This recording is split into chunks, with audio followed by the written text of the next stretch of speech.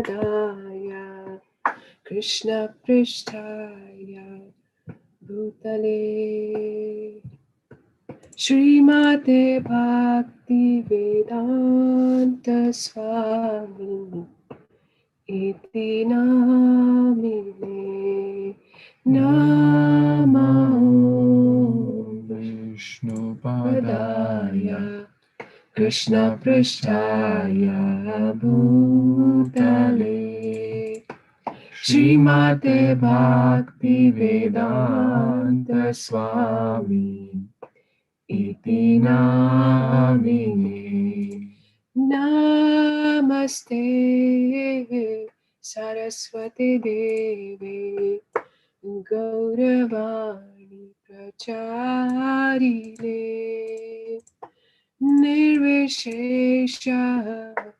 Shunyavadi Paschata Deshatarine Jai Namaste Saraswati Devi Gauravani Pracharine Nirvishesha Shunyavadi Paschata Deshatarine Jaya Shri Krishna Chaitanya Prabhu Nityananda Shri Advaita Gadadhar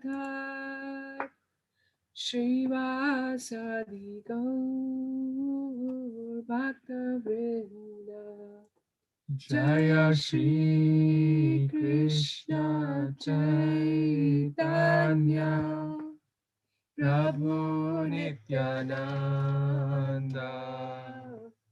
Shri Advaita Gadadhar Srivasadi Gaur Bhakta Vrinda Srivasadi Gaur Bhaktavrinda Srivasadi Gaur Bhaktavrinda Jaya Gaur Bhaktavrinda Jaya Gaur Bhakta Vrinda Krishna Hare Krishna Krishna Krishna Hare Hare Hare Rama Hare Rama Rama Rama Hare Hare Hare Krishna Krishna Krishna Hare Hare Hare Rama Rama Rama Hare Hare Hare Krishna Krishna Krishna Hare Hare Hare Rama Rama Rama Hare Hare Hare Krishna Krishna Krishna Hare Hare Hare Rama Rama Rama Hare Hare Hare Krishna Krishna Krishna Hare Hare Hare Rama Rama Rama Hare Hare Hare Krishna Krishna Krishna Hare Hare Hare Rama Rama Rama Hare Hare. Hare Krishna, Hare Krishna, Krishna Krishna, Hare Hare, Hare Rama, Hare Rama, Rama Rama, Hare Hare. Hare Krishna, Hare Krishna, Krishna Krishna, Hare Hare, Hare Rama, Hare Rama, Rama Rama, Hare Hare. Hare Krishna, Hare Krishna, Krishna Krishna, Hare Hare, Hare Rama, Hare Rama, Rama Rama, Hare Hare. Hare Krishna, Hare Krishna, Krishna Krishna Hare Hare, Hare Rama, Hare Rama, Rama Rama, Hare Hare. Hare Krishna, Hare Krishna, Krishna Krishna, Hare Hare, Hare Rama, Hare Rama, Rama Rama, Hare Hare. Hare Krishna Hare Krishna, Krishna Krishna Hare Hare, Hare Rama, Hare Rama, Rama Rama, Hare Hare. Hare Krishna, Hare Krishna, Krishna Krishna, Hare Hare, Hare Rama, Hare Rama, Rama Rama, Hare Hare, Hare Krishna, Hare Krishna, Krishna Krishna, Hare Hare, Hare Rama, Hare Rama, Rama Rama, Hare Hare. Hare Krishna Mahamantra ki jai, Yuga Dharma Harinam Sankirtana Yajna ki jai, Patita Pavana Shri Chaitanya Mahaprabhu ki jai, Shri Prabhupada ki jai, Bhagavad Gita ki jai. Hare Krishna, dear friends, Vaishnavas, thank you so much for joining, taking out your precious Saturday evening. And for some, it may be a little in the morning as well. I know some of the devotees joined from India as well. So special gratitude to those wonderful souls for joining in the morning time. I know it's not easy to, in India, it's about 4 a.m. So thank you so much for taking out your precious time to join this Bhagavad Gita class, discussion, reading, enrichment. So before we start with session 5, I would like to take some kind of a quick recap for what we discussed last time. So if anyone wants to share something really struck you, any realizations, any thoughts, any quick recap, short and sweet from last time, if you would like to share, that would be great. Maybe a couple of devotees can share what they learned, what they realized, or anything from your reading you came across. Would someone like to share? You can raise your hand so we know who all may want to share. And then we'll move on to the next piece very quickly. Anyone wants to share? Raise your hand if you are interested to share anything stuck you from last time.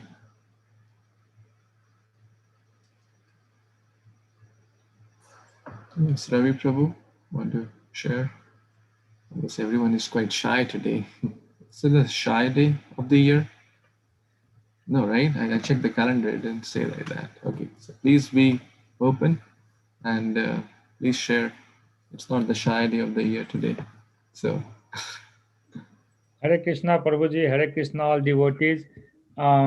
Yes, Prabhuji, the last chapter that we read with you, it's basically, it's as you summarize them in the acronym of doubt, DOUBT. So, like D stands for the Duryodhan or the Dhritarashtra, or in the demon, we can call it.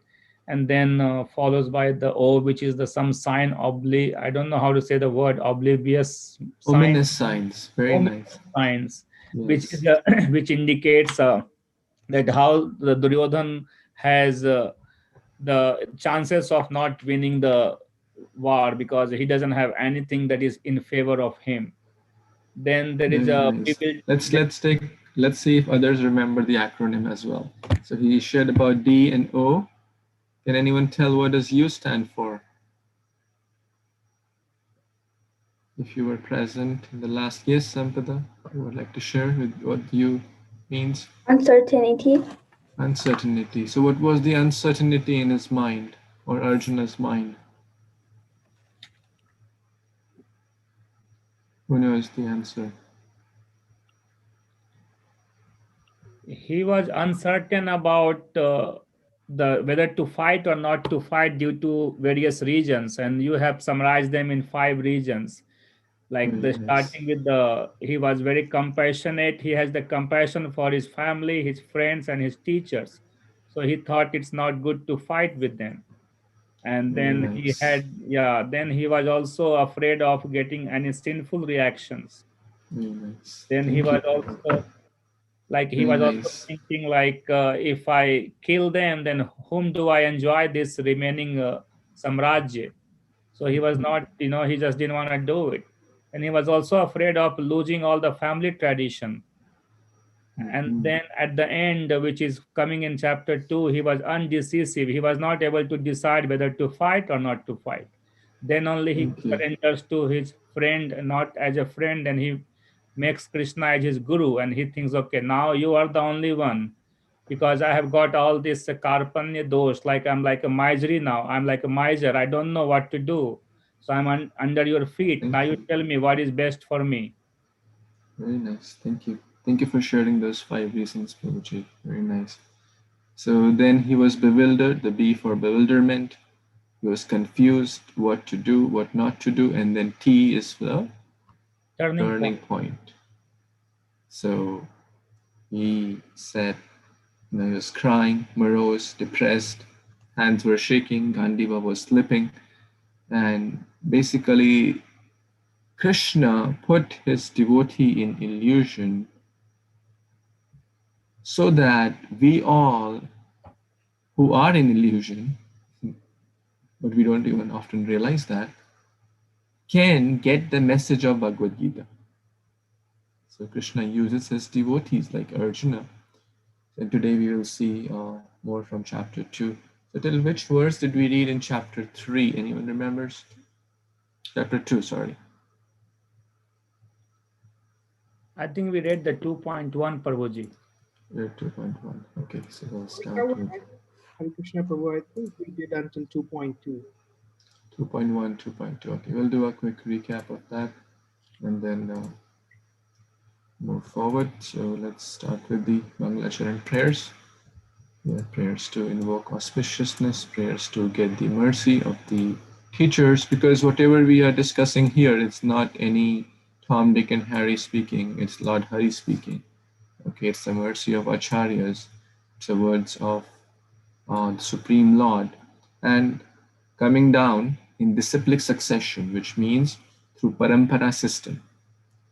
So these are not my thoughts or anyone else's, any mundane person, thought. They are coming from Lord and his pure devotees. So we need to take their blessings and take their permission so that we can try to understand and absorb these wonderful teachings. Om Jnanatimirandhasya Jnananjana Shalakaya चक्षुरुन्मिलितं येन तस्मै श्रीगुरुवे नमः। श्रीचैतन्यमनोभीष्टं स्थापितं येन भूतले स्वयं रूपा कदा मह्यं ददाति स्वपदान्तिकम्। वन्देऽहं श्रीगुरो श्रीयुतापदकमलं श्रीगुरून् वैष्णवांश्च श्रीरूपं साग्रजातां सहगना रघुनाथान्वितं तं सजीवं साद्वैतं सावधूतं परिजनसहितं कृष्णचैतन्यदेवं श्रीराधा कृष्णपादान् सहगना ललिता श्रीविशाखान्वितंश्च। हे कृष्ण करुणा सिन्धु दीनबन्धो जगत्पते गोपेश गोपिकान्त राधाकान्त नमोस्तुते। तप्तकाञ्चन गौराङ्गी राधे वृन्दावनेश्वरि वृषभानुसुते देवी प्रणमामि हरिप्रिये। वाञ्छाकल्पतरुभ्यश्च कृपा सिन्धुभ्य एव च पतितानां पावनेभ्यो वैष्णवेभ्यो नमो नमः। जय श्री कृष्ण चैतन्य प्रभु नित्यानंद श्री अद्वैत गदाधर श्रीवासादि गौर भक्तवृंद। हरे कृष्ण कृष्ण कृष्ण हरे हरे हरे राम राम राम हरे हरे। नमो विष्णुपदाय कृष्णपृष्ठाय भूतले श्रीमते भक्तिवेदान्त स्वामिनिति नामिने। नमस्ते सरस्वती देवी गौरवाणी प्रचारिणे निर्विशेष शून्यवादी पाश्चात्यदेशतारिणे। गुरुवे गौरचन्द्राय राधिकाय तदालये कृष्णाय कृष्णभक्ताय तद्भक्ताय नमो नमः। Hare Krishna. Who all want to hear a wonderful story? Because I said I'll tell a wonderful story which we may not have heard actually, because I also heard very recently in my 15 years of practicing. So who all are eager to hear that story? Raise your hand and use the reaction button to be engaged. Okay, so I can know that I'm talking to some person, right? So use that reaction button, thumbs up, or whatever you want to, happy or sad. Okay, so this is a story about the glories of chapter 2. Okay, which we are all going to hear, correct? So we are starting kind of officially chapter 2. And this story is from Padma Puran. And Lord Shiva speaks this story to Mata Parvati when she was inquisitive. She was eager to know about the glories of Bhagavad-Gita. In the first class also, or in the session 1, we also discussed some of the glories by Sri Shankaracharya, who mentions in the Gita Mahatmya that anyone who drinks the nectar of the Gita or the Ganges of Bhagavad Gita will not take birth again, will be free from unskillful activities, will be able to cleanse the dirt of material life. But now let's hear specifically about chapter 2, because chapter 2 is also entitled the Summary of Bhagavad Gita. And interestingly, the acronym for chapter 2, which we'll cover towards the end, but I'm putting inquisitiveness in your mind, is also Gita, Gita, because it's a summary of the Bhagavad Gita, also known as Sankhya Yoga or analytical understanding. So we will see what those Gita mean, but for now, let's try to understand what are the glories. What did Lord Shiva tell when Mata Parvati asked about the glories of chapter 2? So pay attention, because if you miss one part, it will be hard to connect. So let's pay 100% attention. And if you are not doing something else, you can turn on your videos so I know that I'm talking to individuals or families. It really inspires me and helps us to be more engaged and focused. So that's my humble request, if possible.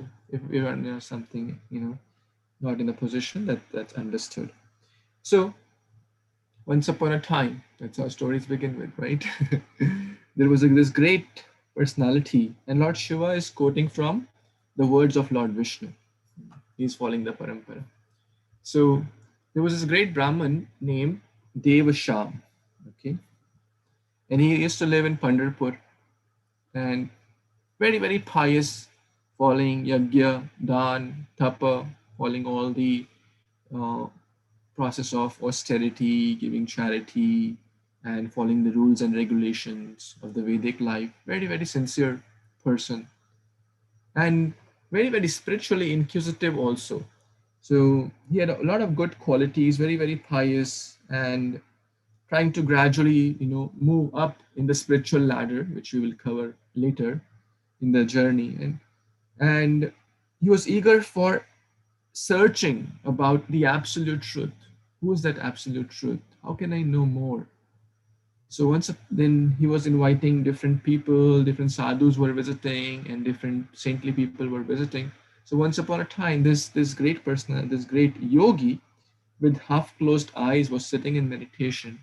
So Devasham, this Brahman, approaches this yogi, which we'll read in chapter 6, half closed eyes, Dhyan Yoga, etc. So this yogi said, so Brahmana asked, Devasham asked, well, I want to know about the Supreme Lord. I want to know about the absolute truth. And then what happens? That the yogi tells Devasham that you go to a place named Sohapur. Go to a place named Sohapur. And there you will meet a goat shepherd named Mitravan. Okay, named Mitravan you will meet, and then he will tell you about science of self-realization. And over there, this Devasham goes. And this was such an amazing place, absolutely in the mode of goodness. And as he goes there, he's so kind of awestruck to see the environment. Then the goats and the tigers were wandering around as if like friends. So he was confused because goats and tigers don't wander like friends, right? Because tiger will eat the goat and goat will run away as soon as the goat sees a tiger.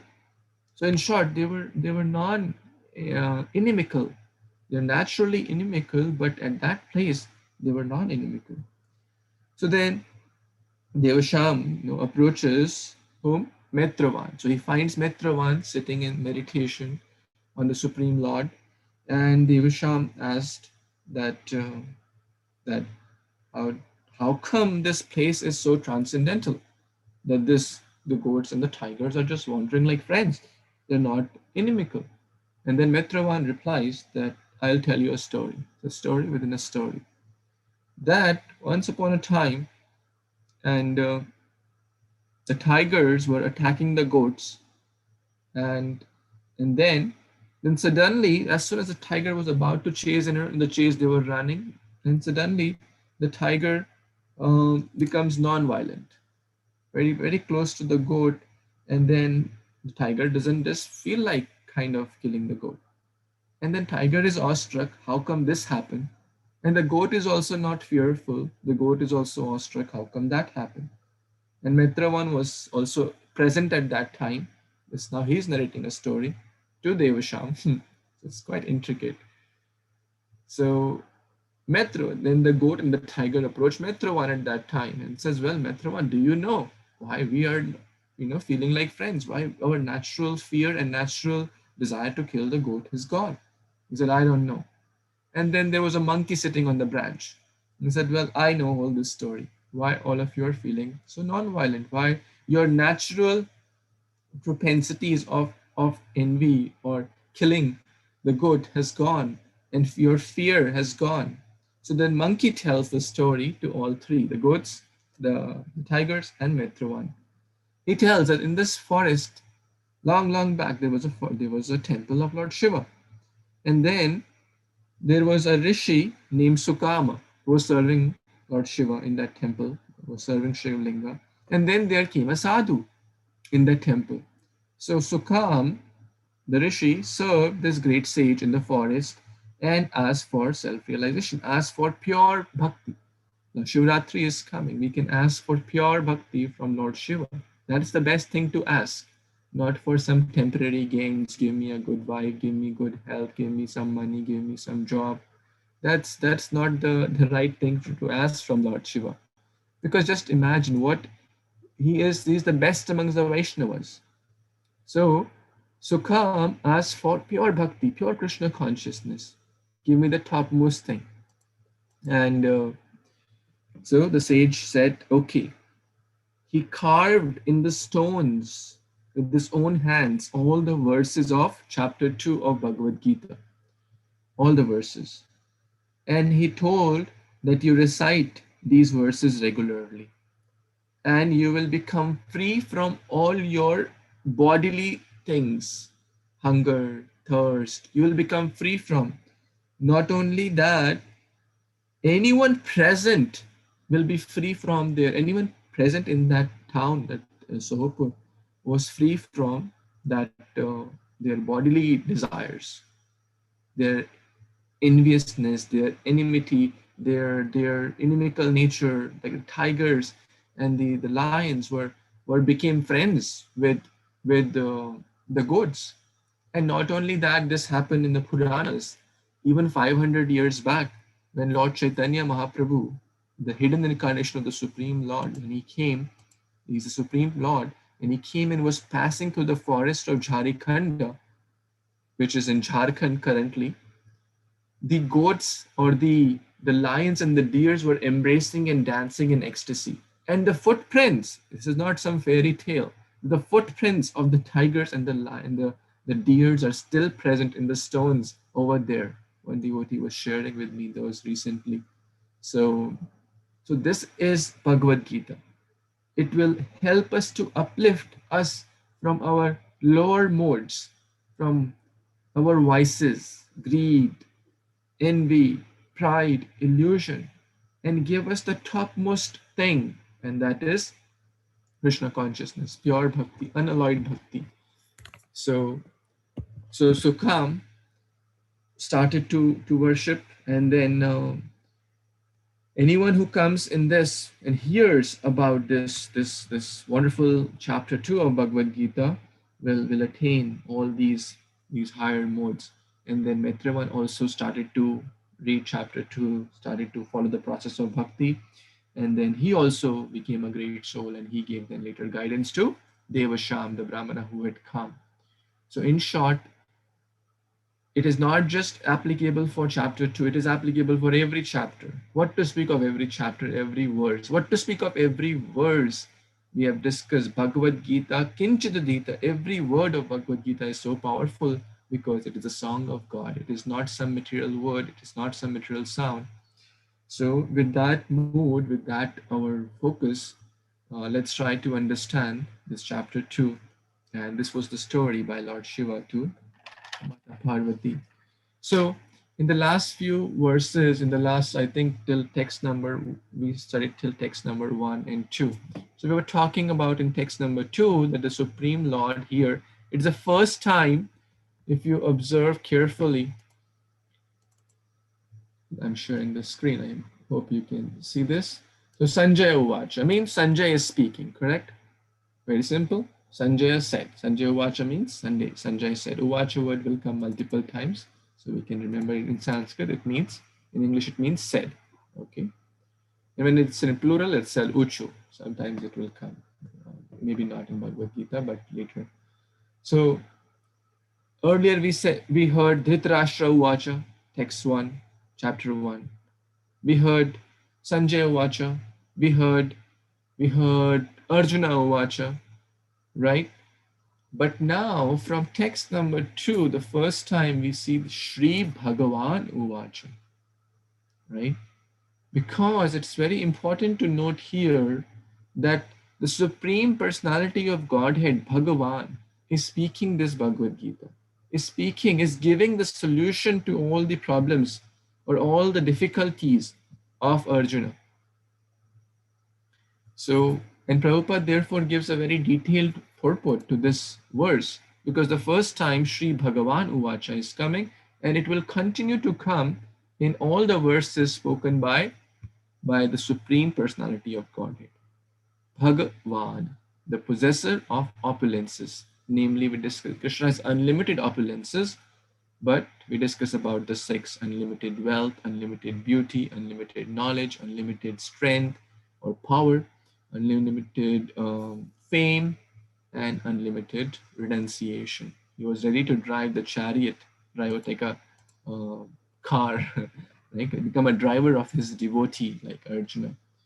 And also Prabhupada is really mentioning this point here in this purport, that the Supreme Lord, there are three aspects or three realizations. Some say God is light, some say God is point, some say God is everyone, some say I am God, some say you are God, some say everyone is God, some say we are all God or we will become God, or there is no one God, and things like that. So there is a lot of hodgepodge on the name of God or Bhagavan, correct? But here Krishna's to Bhagavan Swayam. Govindam Adi Purusham Tamaham Bhajami. There are lots and lots of verses in this scriptures in Bhagavad Gita where it is very, very clearly said Krishna is to Bhagavan Swayam. He is the supreme personality of God. And then there are three understandings or realization. So if God is something which is he is incomplete, so some say, well, God cannot be person. That means God is missing something, correct? Right? Then how can he be God? Because God means complete. Or some say, well, God cannot be this, God cannot be that. That means that he's missing something. That means he's not absolute or he's not complete. So there are three realizations, which is Brahman, Paramatma, and Bhagavan. The Brahman is like the effulgence of the Supreme Lord. Like you have a sun. Sun example is I think mentioned in this purport as well. So the sun disk, the effulgence of the sun and the sun planet, correct? If someone sees, like for example, I'm not seeing the sun, but you can see the sunlight coming from the window. So an intelligent person will understand that the light is coming from the source, right? The light cannot, the energy light is coming from some energetic. Let's say someone hits something on your window and the window cracks. What will be your first reaction? Anyone would like to say what will be your first reaction if your window cracks with some stone or ball or something? What will any thoughts? Who did it? Who did it? Yes, because the stone or the ball or anything, it didn't just flew from nowhere, correct? There must be some source, there must be some energetic behind that energy. The stone had that kinetic energy, that momentum which hit the window and the window cracked. So who did it? Who is that energetic? Who is that mischievous boy or the person playing cricket or baseball and hit the window and the window cracked open, right? Similarly, the energy or the light is coming from that energetic, and that energetic is the Supreme Bhagavan, the personal aspect of the Lord. So that Bhagavan aspect is understanding of the personal aspect with his holding the flute, with his hairs, with his eyes, with his feet, with his hands. And if even in Bible it is said man is made in the image of God. So we are person, and we are made in the image of God, right? Some people why they discard the personal aspect, and they are called impersonalist, that they think, well, God should be something which I am not. Because if God is also like me, then how can he be God? Correct? It may sound correct, but there is a flaw in there. The flaw is that we think that yes, God, he is not like us in the sense that I am made up of this body, which we'll cover later, of five elements: earth, water, fire, air, ether.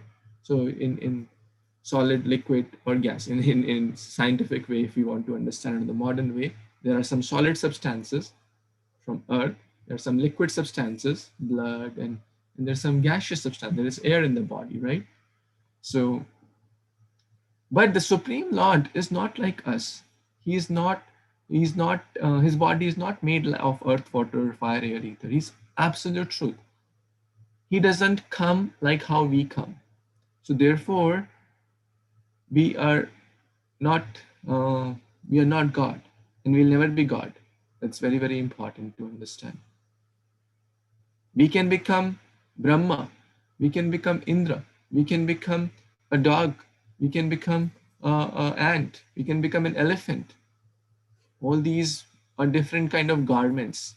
This is a subject for later, but this point I want to really emphasize about Bhagavan, because Prabhupada is emphasizing about the point here, Bhagavan, in text number 2. So therefore, Sri Bhagavan Uvacha.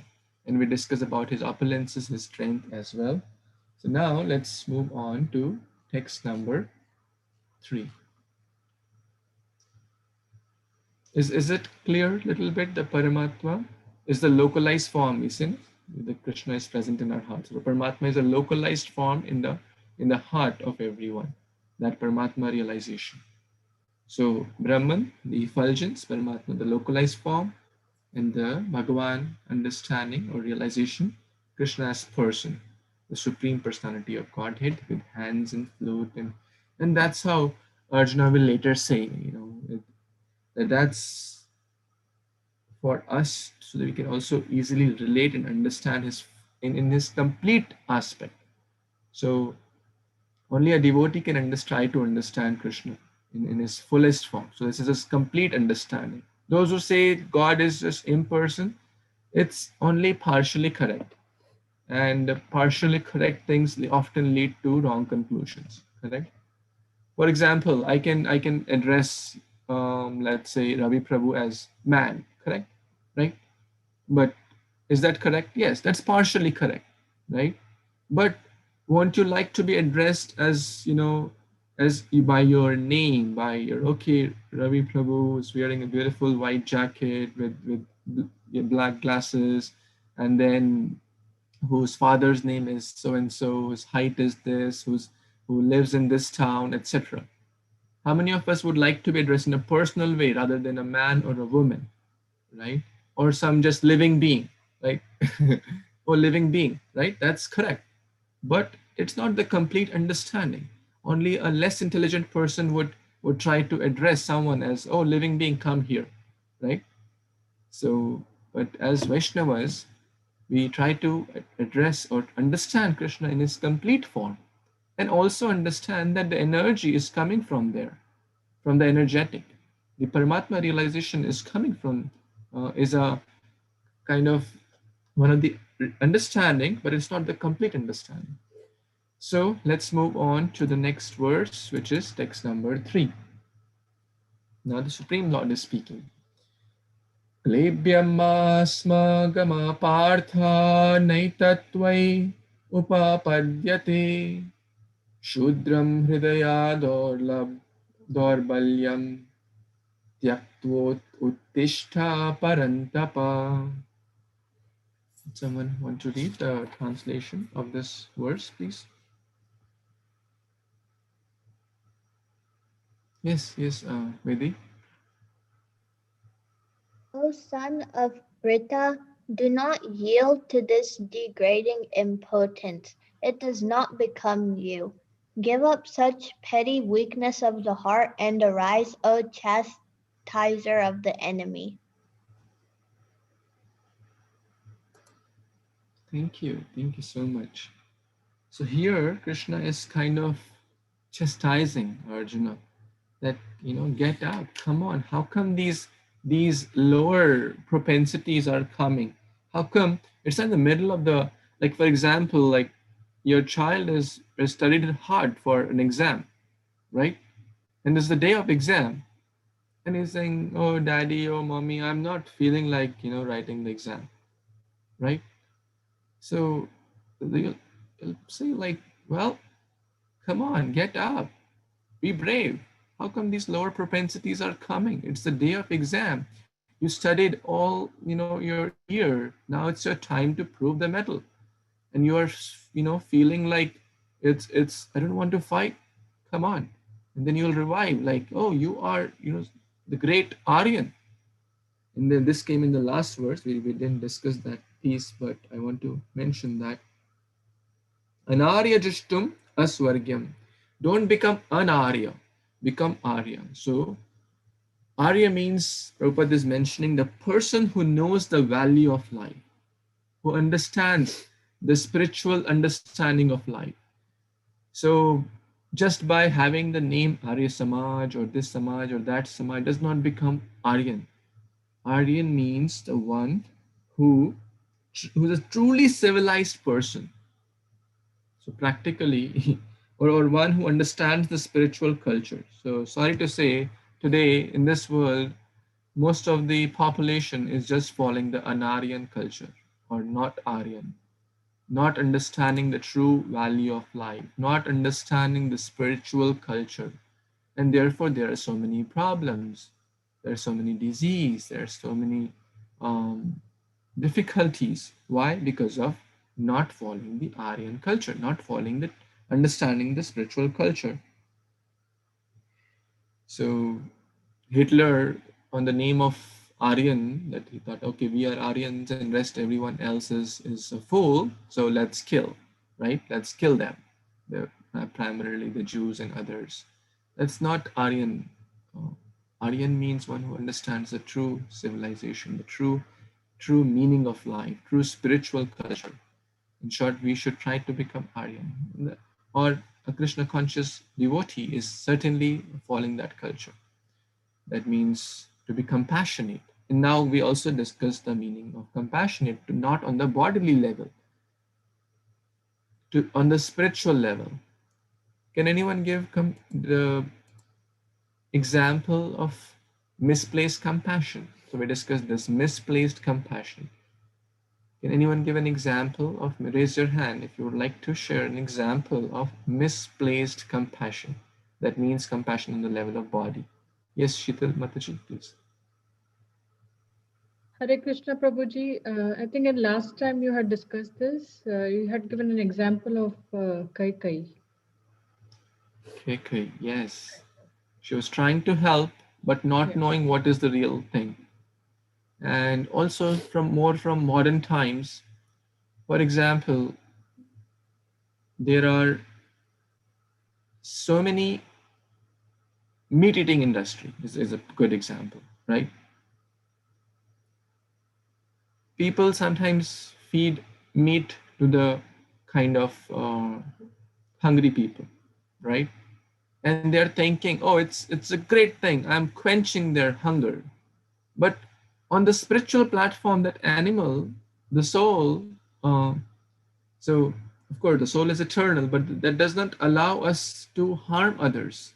That does not allow anyone to cut cows or or other livestock and eat for their own selfishness. Or even one may think, oh, I'm distributing meat, correct, or the flesh of others, or I'm trying to quench hunger. It is misplaced compassion, because on the spiritual level that person is accumulating a lot of bad karma, right, by killing the cows, by distributing wrong products which are not sanctioned by the Supreme Lord.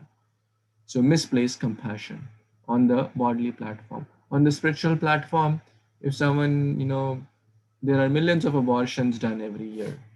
On the spiritual platform, that's wrong, correct? On the material platform, there is like, if an ordinary person kills, an ordinary, like another person in the city, will that person be punished? Of course, yes, right? But if the child in the womb is aborted, there is no punishment, correct? And so on a spiritual platform, it's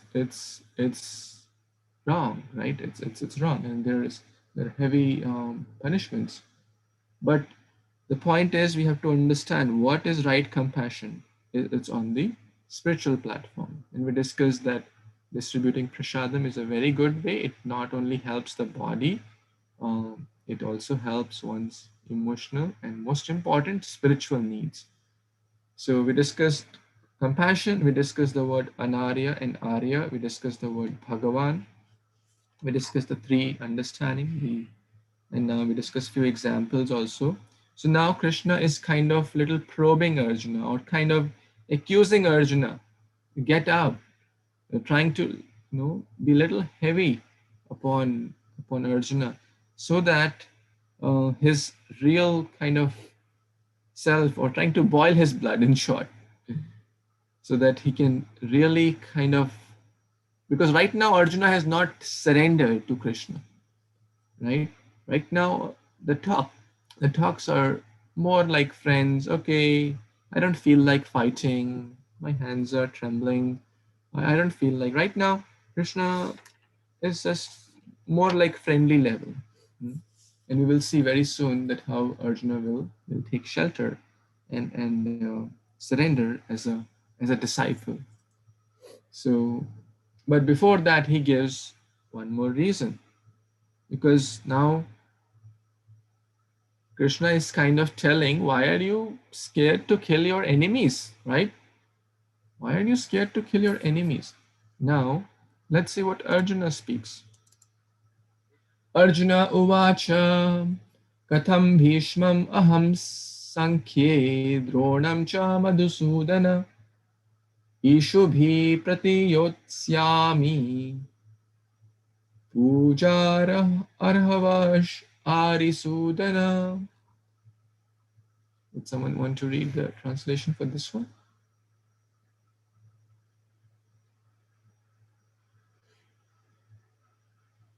Can I read it? Yes, Ekant, please. Hare Krishna. Translation. Arjuna said, O killer of enemies, O killer of Madhu, how can I counteract with arrows in battle men like Bhishma and Drona who are worthy of my worship? Thank you. Thank you so much. So here the word used is Madhusudana. Whom is it used for? For Krishna. Oh, Madhusudana means the killer of Madhu demon. How can I kill? Well, oh Krishna, you kill demons. Correct? Therefore, Arjuna is using the word Madhusudana. But you are asking me to be Drona Sudana? You are asking me to be uh, Bhishma Sudana? They are my worshipable. Correct? Puja Arhu. Puja Arhu. They are my most, they are worthy of my worship. They are not my enemies. They are my grandfather. They are my teachers. There's an interesting story, kind of a flashback, when Drona was teaching the Pandavas and the Kauravas, and he knew that the tension is developing between Pandavas and Kauravas, and he knew that fight would happen. So at that point also, he asked Arjuna, "You are my favorite, and a time would come that I would be, on the other side fighting with you. So don't be lenient at that time." So Drona told or asked his disciple, his favorite disciple Arjuna, to show his all his might when the time will come, because he knew he was he's a great devotee and very noble personality, very highly elevated soul. So the point here is that why are you asking me to kill my relatives, my teachers, my grandfather? You didn't kill Ugrasena, right? You didn't kill the Yadus. You killed the demons like Putana, Kamsa, etc. Well, why are you asking me to kill my relatives or my teachers? You didn't kill your teacher Sandipani Muni, right? So it's an interesting point Arjuna is making. They are worthy of my respect. So another important lesson is that, and which I think is going to come in the next verse. Which let's move on to next verse, which is text number 5. Gurun ahatvahi mahanubhavan shreyo bhoktum bhikshayam bhikshayam api haloke hatvartha kamam stu gurun ihaiva bhunjiya bhogan rudhira pradignan. Okay, this one, would someone like to read? Hasn't got chance yet. Hare Krishna, Prabhuji. It would be Abhishek, better. Yeah. please. It would be better to live in this world by begging than to live at the cost of the lives of great souls who are my teachers. Even though desiring worldly gain, they are superiors. If they are killed, everything we enjoy will be tainted with blood. Thank you. Thank you so much. So Arjuna is justifying his position. Look at okay, even if they are wrong, okay, even if they are wrong, but let's say sometimes a father may chastise the child or the grand. That doesn't mean that the the child will revolt against the father or the grandfather. Correct? So that's lesson is there that seniors should be respected, elders should be respected, even if uh, sometimes they are wrong. They should be respected in a appropriate way. That does not mean that we have to take the wrong message. For example, someone tells, "Oh, you should eat, you should take drugs." Oh, okay, our elder is telling. It could be an elder in the school or college. It could be an elder in our family, right? If they're asking us to do wrong thing, then we have to maturely handle it, correct? That does not mean we have to kill them. So that's what Arjuna is telling, that even if they're wrong, that let's not kill them. It's better to beg. Now Arjuna is saying this. A Kshatriya is saying it's better to beg.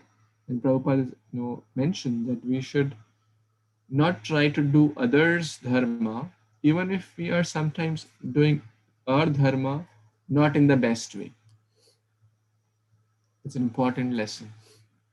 Otherwise, we'll be misguided, misled. If Arjuna would have done that, he still in his mind, thoughts about battle, thoughts about war, thoughts about all these would have been going on. Correct? So it's better to do one's duty even improperly rather than trying to copy paste someone else's duty. So, and therefore these varna and ashramas are defined, which will come and study later. But for now, let's study text number 6 and then we'll go to 7. Na chaitad vidmaha kataran no gariyo yadva jayema yadiva no jayuhu yan eva hatva na jijiviksham te avastitaha pramukhe dhartarashtraha. So I think Ravi Prabhu, another Ravi Prabhu, not Ravi Shankar Prasad Prabhu, another Ravi Prabhu raised hand. So you wanted to read, please go ahead. Hare Krishna. Nor do we know which is better, conquering them or being conquered by them. If we killed the sons of Dhritarashtra, we should not care to live. Yet they are now standing before us on the battlefield. Thank you so much. So here comes the fifth reason, Arjuna's indecision. 4 reasons we discussed in chapter 1. And now Arjuna is telling, well, we don't know. Okay, we don't know that what's right. Is it better to kill them or is it better to be killed by them? Because Arjuna is confused. In confusion, there is lack of decision, correct? And that's a common problem actually in this day and age because we are so distracted, correct? So that leads to indecision, that leads to immaturity, that leads to lack of focus. And we will see how to resolve all these challenges as well, which is going to come in the next verse. So, but the point here is that Arjuna is confused. Arjuna does not know what is right, what is wrong, what will be better, what will be really good for me. I don't know. So, Arjuna did lots and lots of analysis by his own. In chapter 1, text 24, he said, I want to do nirikshana. Oh, my driver Krishna, take me in the middle of the battle. I want to see and analyze through my own self.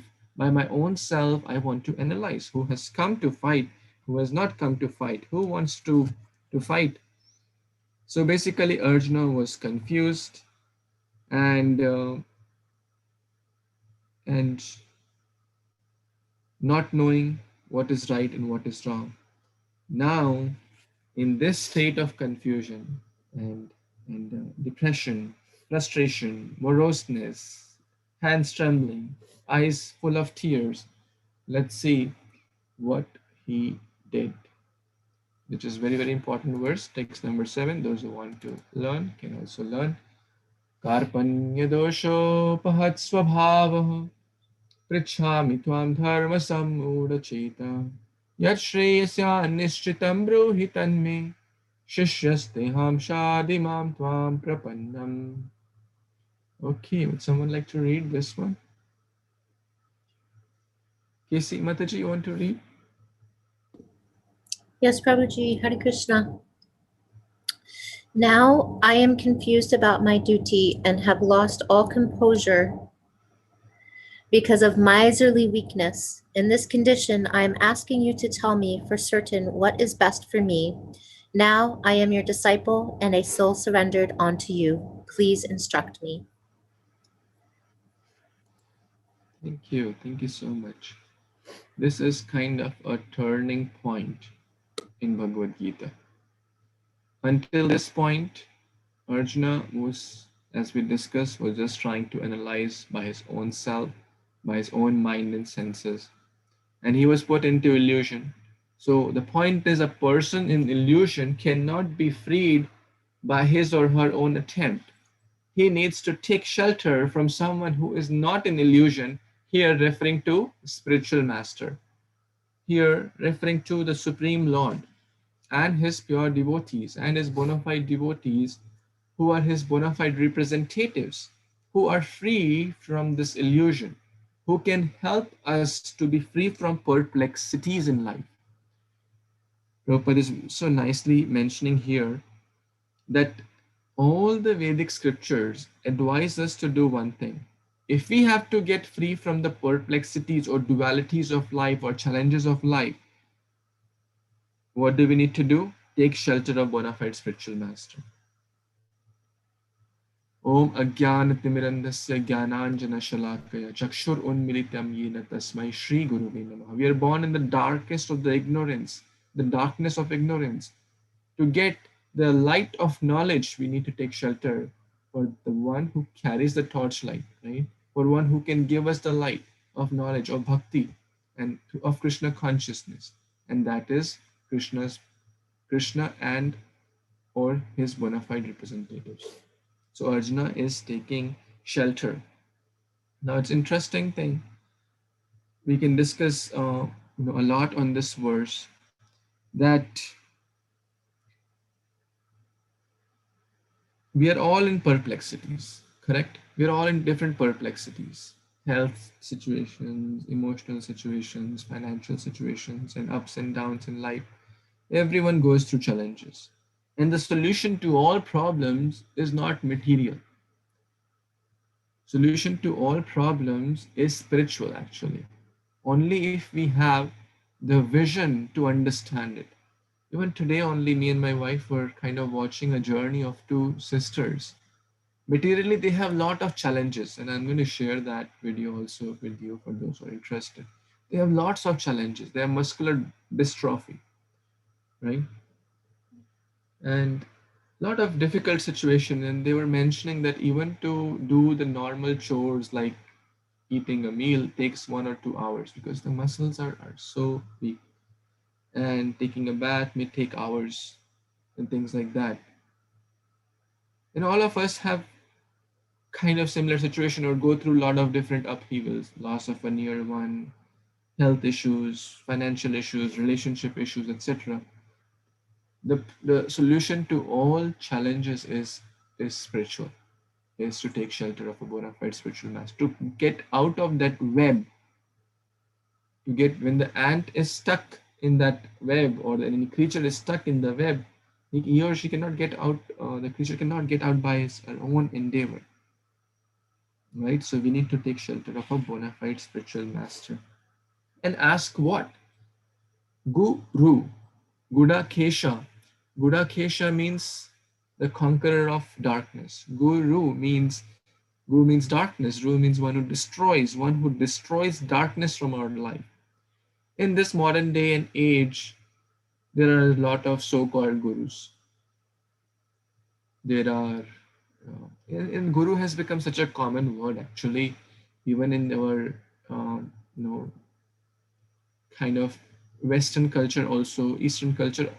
Oh, he's a guru of physics, right? He's a guru of tabla, or he's the guru of even in companies. These words are very common in management. Like they'll say, "Oh, what's the mantra? What's your mantra for success? What's your mantra to be a CEO?" Or someone will say he's a guru in, let's say, programming, right? We say like that. Oh, he's a guru in medicine. But actually, the word guru is more important for spiritual knowledge, because that guru in programming, can he or she help to get free from the real perplexities of life? That's more like a teacher. Okay, you have a physics problem to solve, you go to a physics teacher, and then he or she will help you to understand that physics problem, which is also on the level of body, correct? But to get out of the perplexities and the dualities of life, physics guru or physics teacher cannot. Even to the extent the word guru, people have degraded to the extent, oh, he's love guru, or he's this guru, he's that guru. It's all nonsense actually. But real guru means a selfless devotee of Lord. And Krishna manifests inside the heart as Chaitya Guru and outside as the spiritual master or guru. And what should we ask? Because Arjuna is asking, Yat Shreya Syam Nishchitam Brohitan me. Don't give me prayers. Don't give me, oh, guru of making money, right? There are gurus of making money also. They say, oh, I'm a guru in making money. I will tell you how to make money. No, that is prayers. That money, will that help to get out of the clutches of the material world, of the perplexities? Will it give us true freedom? Will it give us freedom from our anarthas? Lust, anger, greed, envy, pride. Will it free us from the cycle of birth and death so I don't have to suffer again in this material world or go through all the perplexities? No, that money guru, love guru, physics guru, and this guru and that guru, so-called guru cannot give. That only a real guru can give. And that happened, right? Just 50 years back. We're not talking about some 5,000 or 5 million years ago. And still it's happening every day for those who are taking shelter of real guru. Srila Prabhupada, the founder Acharya of ISKCON Society, International Society for Krishna Consciousness, came to US in the middle of a very turbulent times, where people were doing all sorts of nonsense things, like the counterculture was going on, unrestricted sense enjoyment, unrestricted drug addiction, and complete counterculture. By taking shelter of a bona fide guru, Srila Prabhupada, their life completely transformed. Their life, they came out of all the perplexities of life. That's what a real guru is for, not to show some magic, correct? Some say, oh, my guru can show this magic. And then go to a magic show, you'll see many more magics, correct? Or some say, well, guru can, give me some ashes. Well, then you can burn lots of cardboard or some materials, you'll get much more ashes.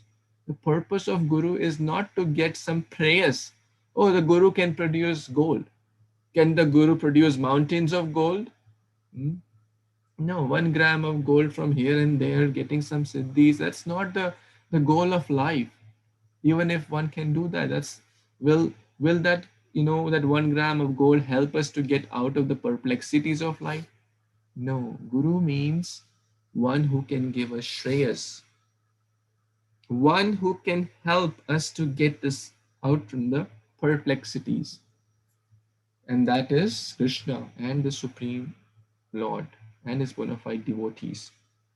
So one must approach a spiritual master. It's not a question of if, it's a question of if one is sincere. No, it's not. It's a secret of life. It's very, very transcendental. It's very, very confidential also. It's a secret.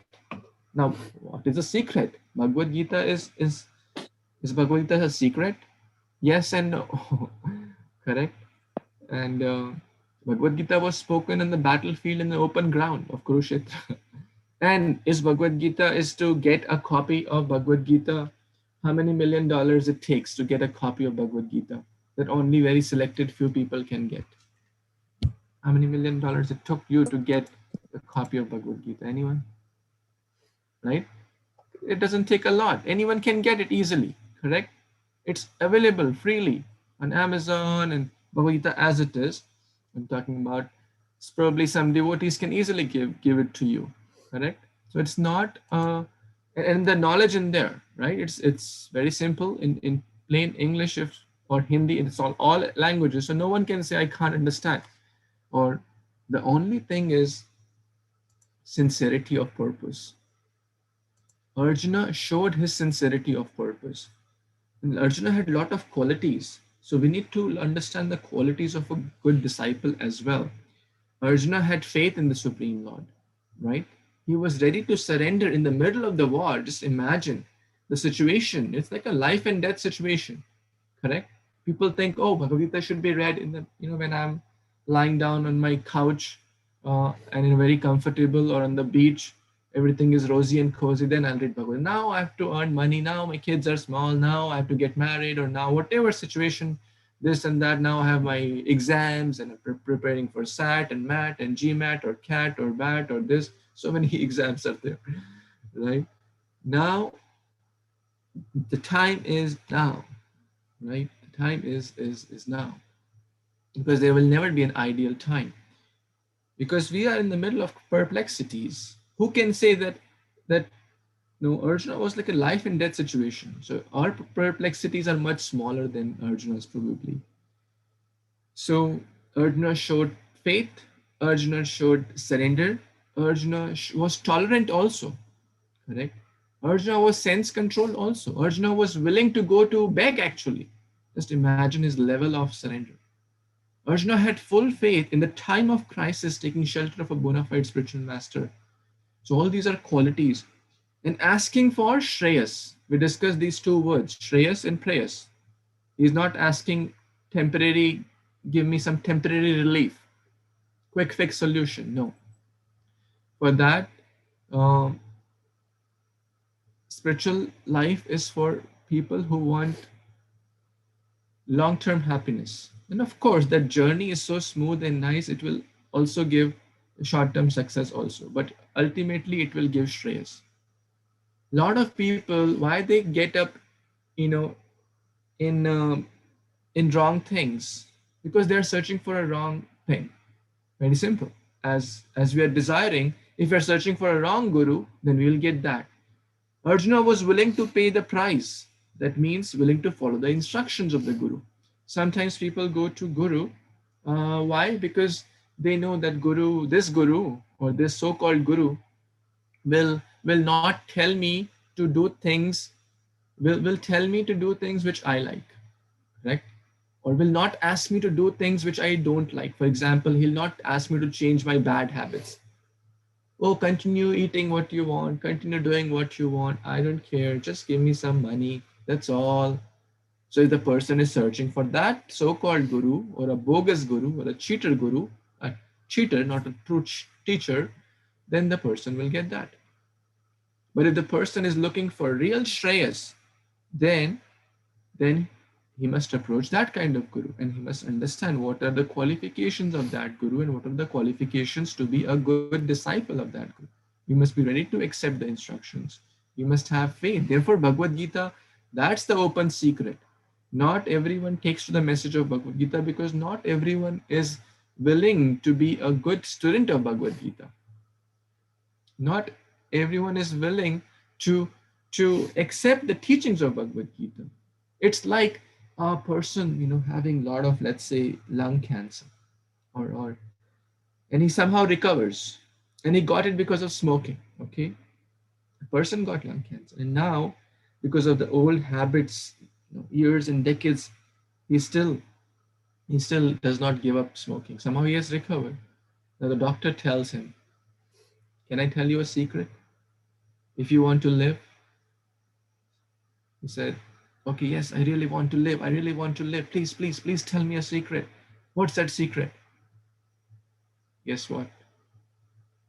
Quit smoking." Is it a secret? It's not a secret.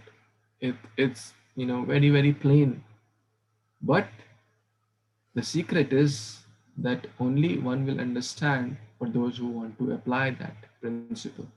So Bhagavad Gita, Krishna says in Bhagavad 9.2 that this is very, very confidential, not just confidential, most confidential, guhyat tamam, very, very confidential, because only those who are ready to accept it. And it's not that one has to give up. No, don't take me in a very, very kind of extremist way. It's not that, that means it must be something very complex. No, simple living. Bhagavad Gita is simple for simple. It's not that one has to give up one's job. It's not that one has to give up one's education or one's family or move countries or move cities. We can practice the teachings of Bhagavad Gita in our current situation, whether we are young or old or 10 years or 100 years or anywhere in between or even 1 year. We can practice. Bhagavad Gita is so practical. It's a book to live by. It's a manual of life. And manual of life is for everyone, not only for rich people, not only for young people, not only for poor people. It's anyone and everyone. That's the open secret. Anyone can read, understand, and apply the teachings for those who want to follow. So we don't need to change the situations. We need to change our consciousness. In Hindi, we say paristhiti, the word paristhiti, and manosthiti. Paristhiti means situations. Manosthiti means the consciousness. So we don't have to change the paristhiti. We have to change the manosthiti, or the consciousness. And then we'll share this verse from Bhagavatam 10:4-58. Samashritaye padapallavaplavam mahatpadam punyayasho murare bhavambudirvatsa padam param padam padam padam yad vipadam natesha. It's such a beautiful verse. I'd like to ask someone to read the translation. Yashda Mataji, would you like to read, please?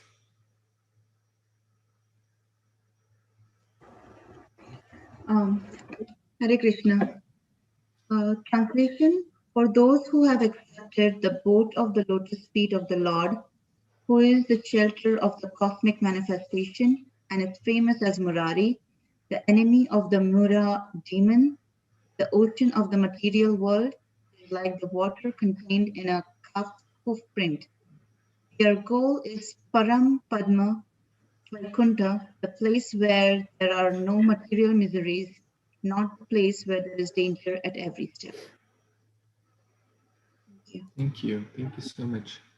So in short, if we take shelter of Krishna and his bona fide representatives, all the perplexities will go. And the perplexities will come like fire. Prabhupada is mentioning. Like forest fire. So in a forest, fires arise, right? Uninvited. No one wants perplexity. No one wants any disease in their life. Anyone wants to get sick? No one wants to get sick, correct? But we still get it, correct? Anyone wants to lose a dear one? A dear father, mother, grandfather, grandmother, etc.? No, right? No one wants to lose them, but we still happen. Anyone wants to get ups and downs in life, like challenging situations which kind of really trouble us? No one wants. We want to be happy, right? We don't want tough or difficulties to trouble us, but it will still happen. But padam padam yad vipadam, danger at every step. Padam means step. But if one takes shelter of Krishna and his devotees and spiritual master, then one will easily cross over this ocean or this forest fire. Even a child can cross a puddle of water contained in the hoof print of a calf, right? This much, correct? Can we all jump over it, right? Yes? Who can jump over this much? Raise your hand if you can jump over like a puddle of water contained in the hoof print of a calf. Okay. Some of you are still doubtful, right? Everyone can jump over, I believe. So that's the importance of spiritual master in our lives. And who's a spiritual master? One who is born in a Brahmin family, or one who is born in India, or one who is born in so-and-so community? No.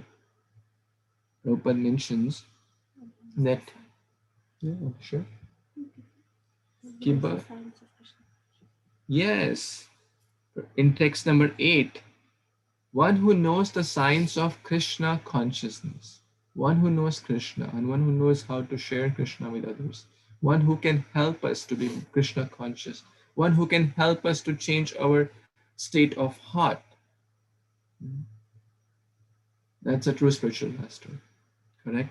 Ye Krishna Tattva Veti Se Guru Hoy. One who understands Krishna and can help others to get of their troubled situations. So very, very important verse. For all turbulence or perplexities, we need to take shelter of Krishna and his devotees or spiritual master. So Arjuna did that. Arjuna did that. And let's see what happens next.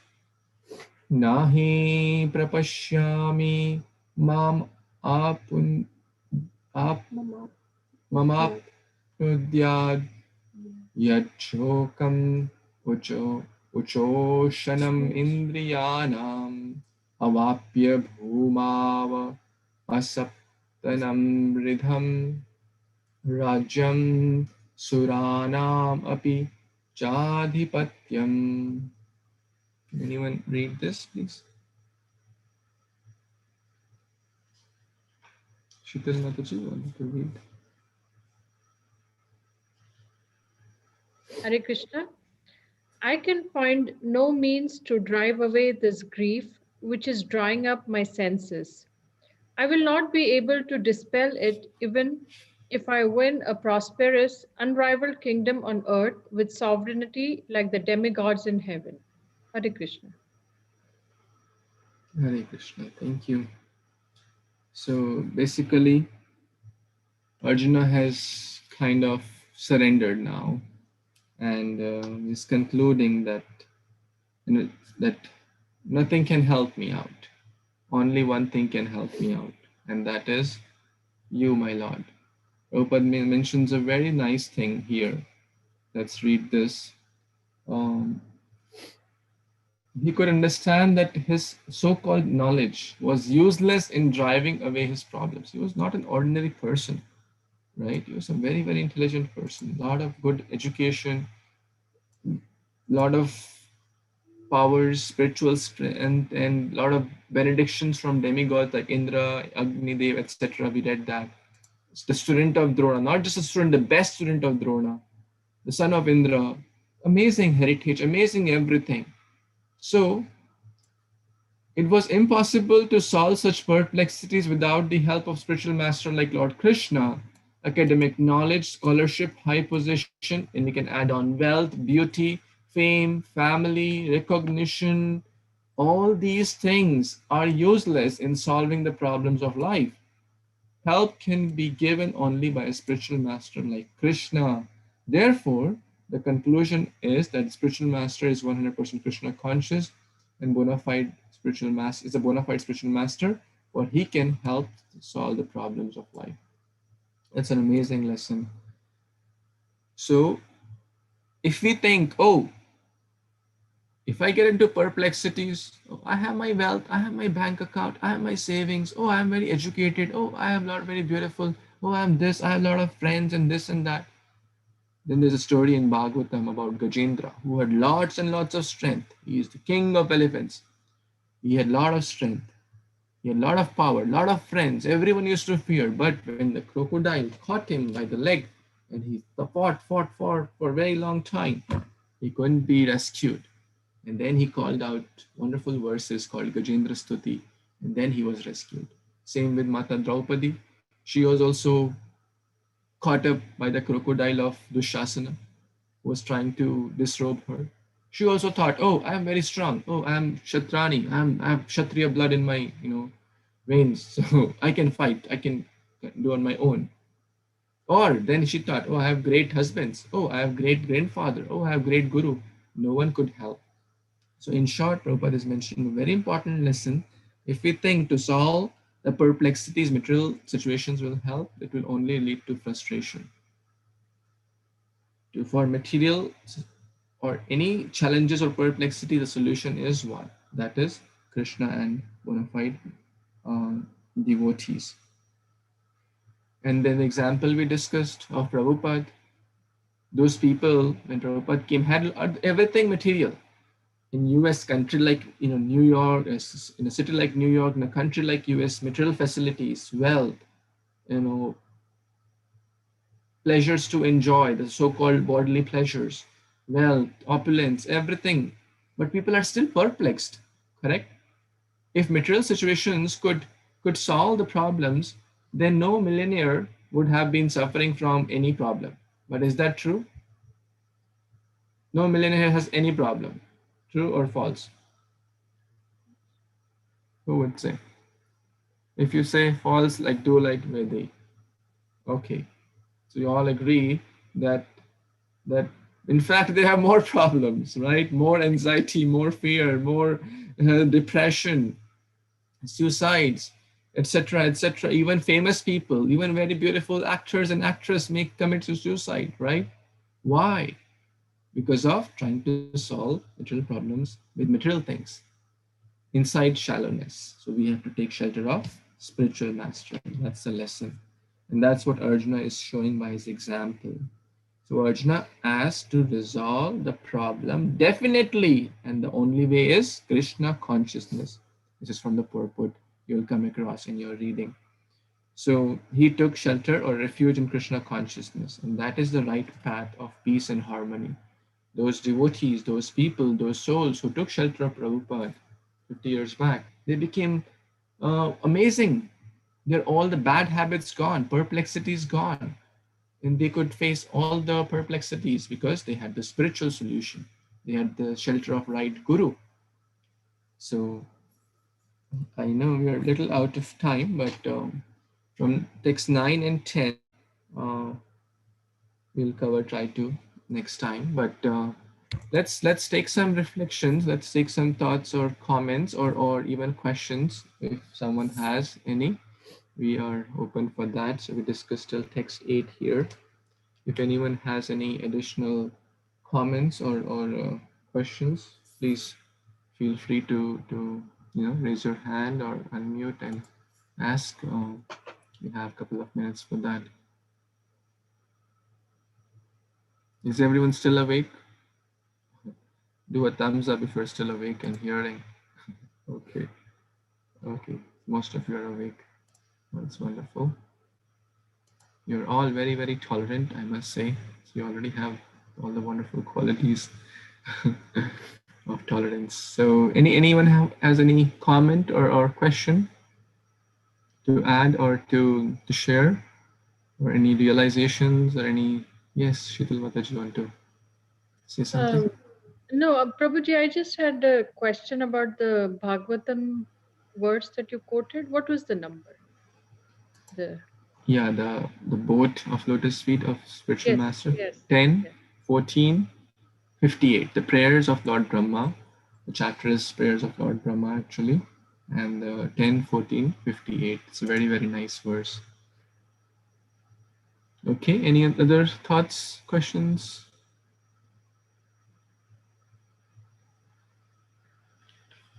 So all of you are very, very sincere students of Bhagavad Gita. You're trying so sincerely to understand, to study Bhagavad Gita, to understand and put it into practice. Anything stuck you? Let's talk about some reflections. If there are no questions, anything stuck you today? Anything really kind of touched your heart? Yes, Ravi Prabhu, you have your hand up. Yes, Prabhuji, I just wanted to add on that Bhagavatam sloka that you recited today, it's also in the 251 in this chapter. Very nice. I was just reading that to my family in India and I came across these verses. So I just stuck to my mind. It's 251 in this chapter. Thank you. Thank you so much for sharing that.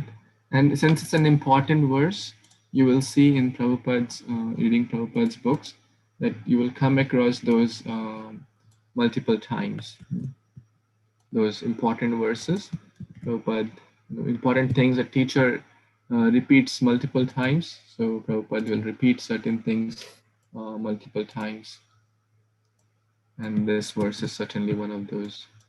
Any other reflections, comments, additions?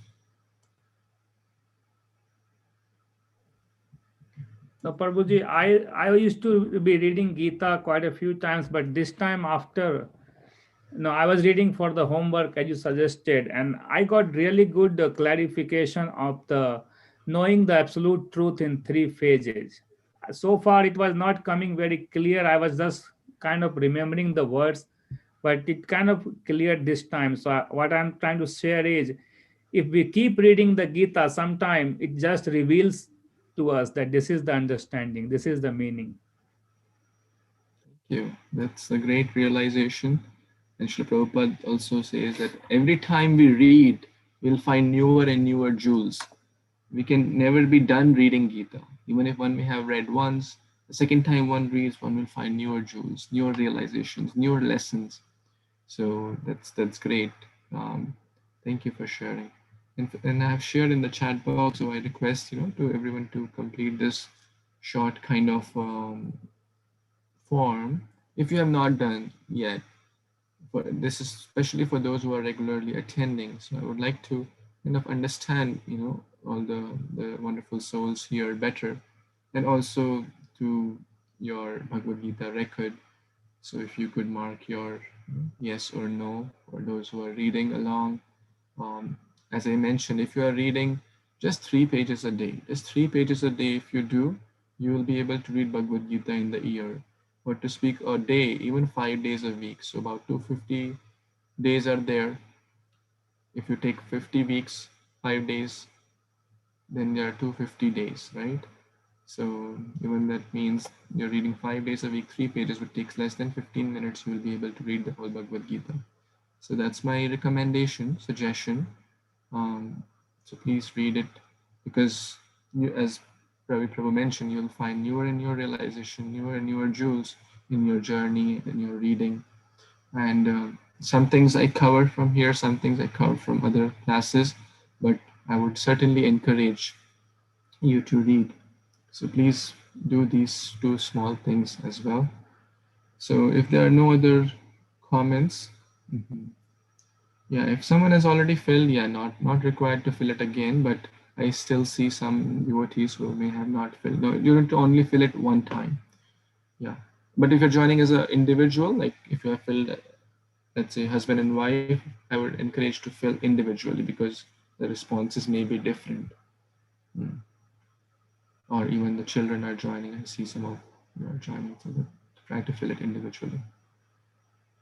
Okay, so I would like to thank again all of you for your precious time, and on a Saturday evening, you could have done 1,000 different things, but you chose to come for this Bhagavad Gita study.